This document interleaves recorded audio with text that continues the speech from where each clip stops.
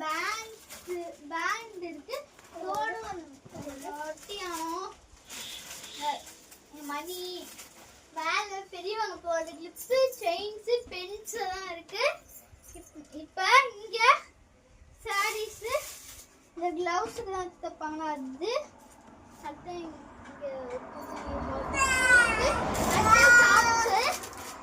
Leggings, kids dress எல்லாம் இருக்கு.